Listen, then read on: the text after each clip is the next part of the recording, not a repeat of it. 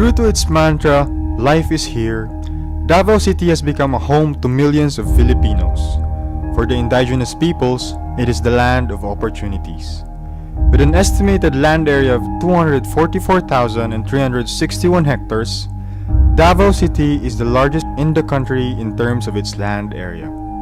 In these lands nest the Ata, Bagobo Klata, Bagobo Tagabawa, Obumanovo, Matigsalog, and Kagan indigenous cultural communities.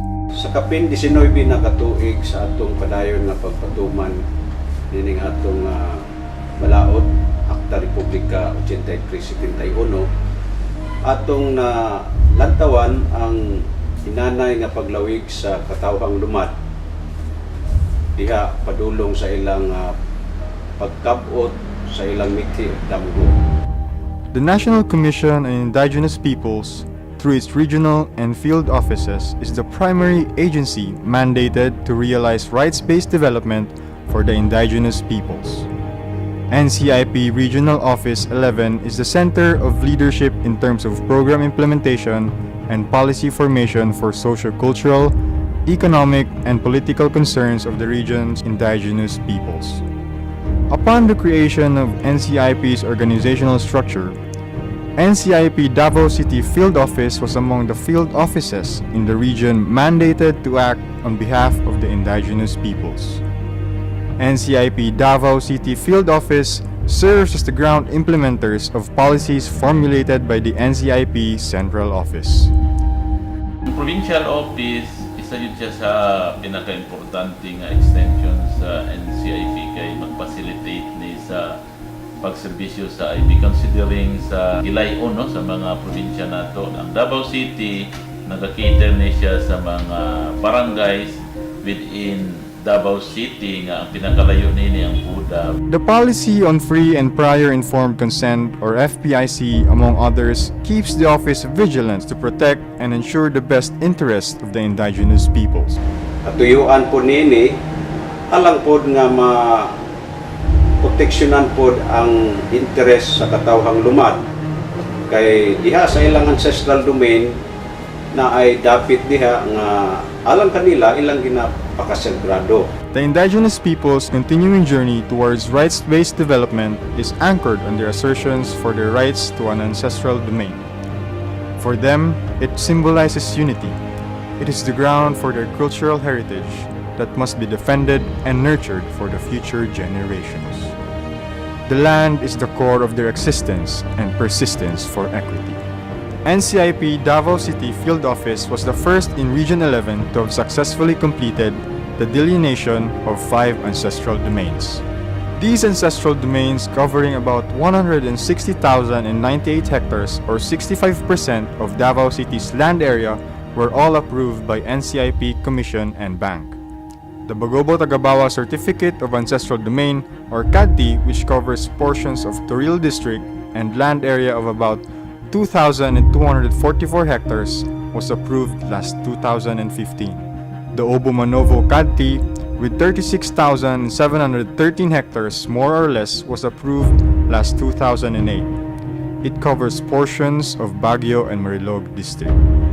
The Bagobo Klata CADT, covering about 6,843 hectares of land, was approved last 2014. The Ata CADT, with about 87,664 hectares of land, was approved last 2013. The Matigsalog Manobo CADT was approved last 2008 with a land area of about 26,632 hectares. Davao City napas na sa process sa segregation sa katong mga vested right o katong mga nasabutan pinaagi sa Diao una marehistro ang hopefully by 2017 doon na tayong maparehistro nga titulo diri sa Davao City sa atong unom ka tribes. Human, economic, and environmental development and protection needs of ICCs are amongst that NCIP continues to address through the services it provides. NCIP Davao City Field Office was able to formulate the Ancestral Domain Sustainable Development and Protection Plan,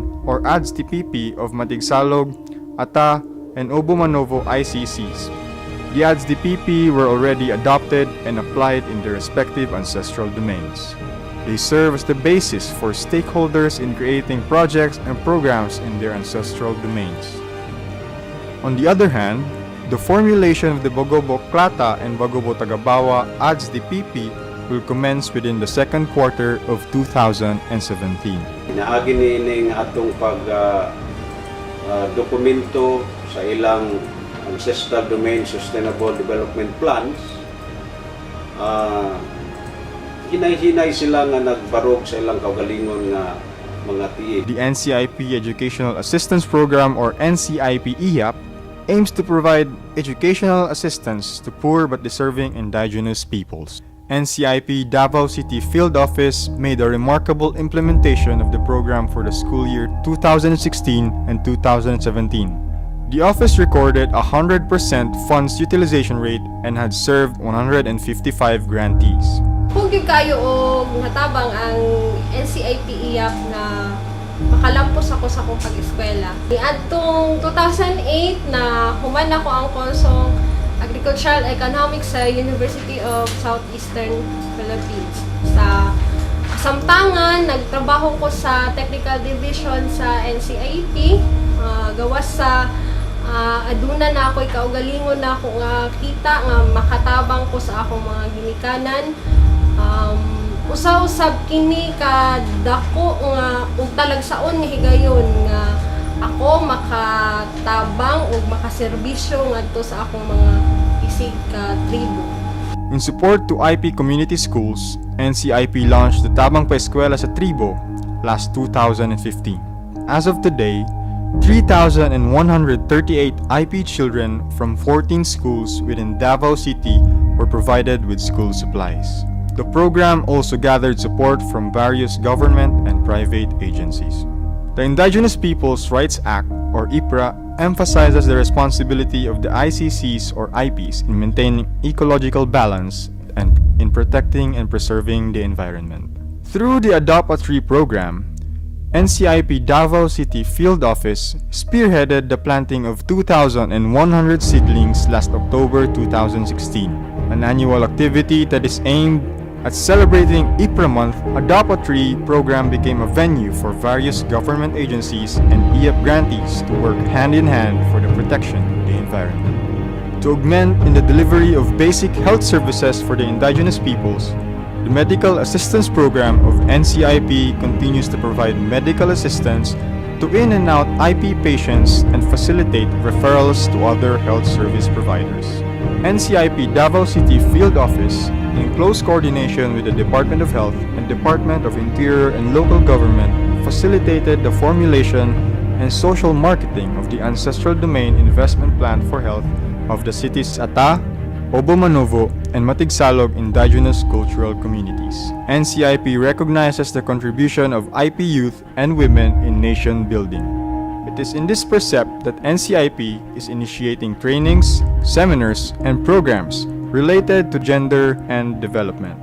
NCIP Davao City Field Office was able to organize the Davao City IP Youth and IP Women Federations. This is to strengthen their ranks in the management of their ancestral domain. NCIP's programs on the promotion of cultural heritage has enabled NCIP Davao City Field Office to implement the Tribal Attire Making Project in Barangay Sirib, Calinan District. The office has also facilitated activities such as tribal marriages, rituals, and cultural festivals to preserve and protect the culture and traditions of the ICC's IPs. The Bagobo Glossary of Terms with 786 common Visayan words and phrases translated in English, Bagobo Klata, Bagobo Tagabawa, and Ovo-Manovo languages was compiled into a book. Subsequently, after the book's community validation, a resolution confirming and accepting the book was passed by the culture bearers of the aforesaid indigenous cultural communities. Pag-preserve diha sa simultian kung sa iyang tradisyon, importante yun ang makasulti ang mga bata. Kaya kung mawala na siya, tapaw ang pagka-tribo mo, ang inyong pagka-tribo din nakakabalo sa musulti sa imong kaugalingon nga sinultihan. Last March 2017, the IP Enterprise Project of NCIP was turned over to the Ata Indigenous Cultural Community of Sitio Paraiso, Barangay Tapak, Paquibato District. A culturally responsive socio-economic program, IP Enterprise aims to nurture the agricultural resources of the ancestral domain for the benefit of the entire community. In support to the IP Enterprise project, various trainings on sloping agricultural land technology or SALT and food always on the home or faith were conducted for IP youths, IP women, and community members. Mao na ni karon ang among na kita diri nga among kaayuhan nga dunay mga pagsuporta sa gobyerno gikan sa NCIP nga gitukod ang maong project diri sa among lugar nga dunay mga kambing.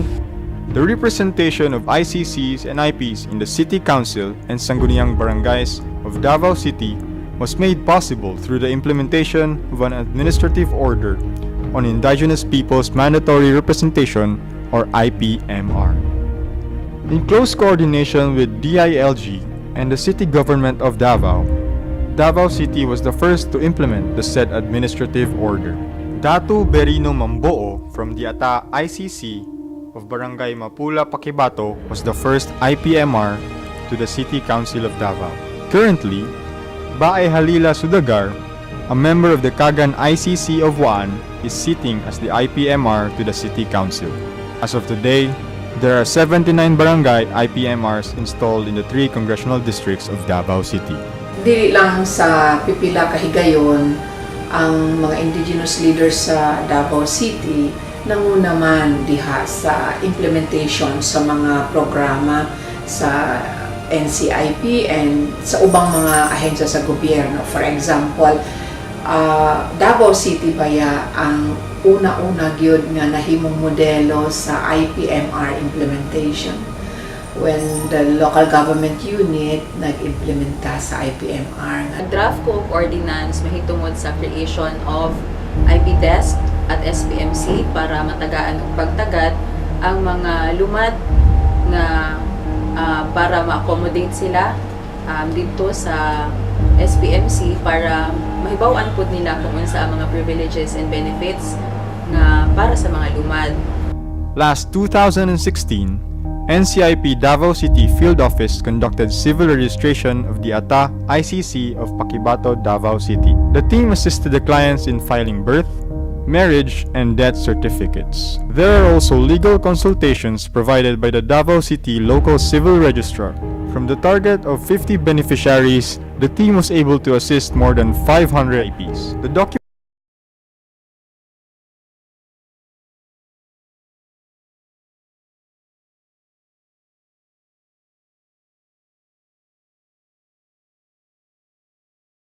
pagkumpirma sa kining gitawag nga IPS through National Commission on Indigenous Peoples usa kini kadako nga butang nga nakahatag og pagpalig-on sa mga cut holder nga naa mismo sa sulod sa ancestral domain.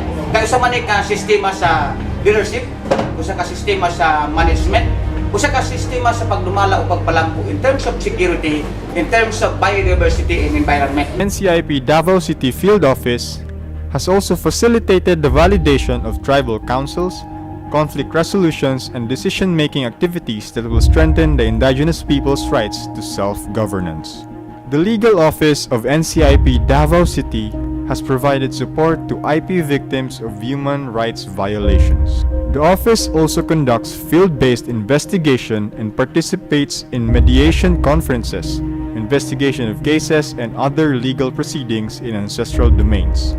The IP Legal Assistance or IPLA program of NCIP is aimed at helping clientele, especially those with low or meager incomes.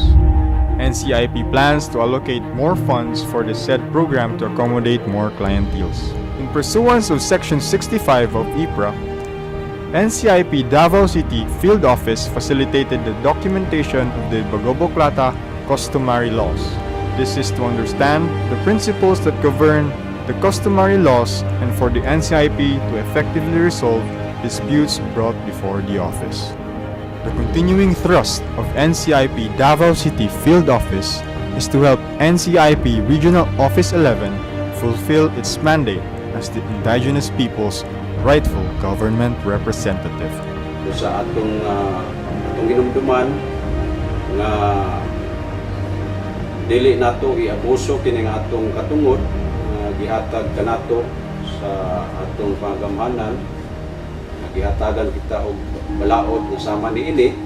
So ato kining tipigan. Challenges are mounting and seemingly impossible to win and overcome. However, the Indigenous people's united force for genuine and rights-based development can never be defeated in its struggle. Ang Davao City Indigenous Cultural Communities daghang opportunities.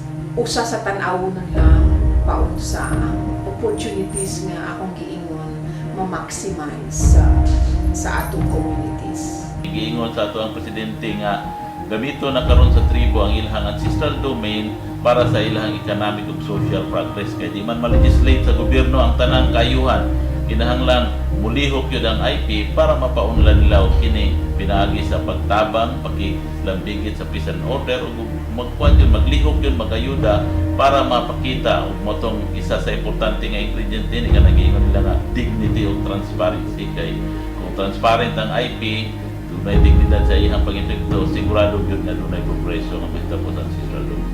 NCIP, hand in hand with the indigenous cultural communities of Davao City, will continue to walk forward and always forward until such time that changes are genuinely making the dreams of the indigenous peoples come true. Our aspirations will be relentless and invincible.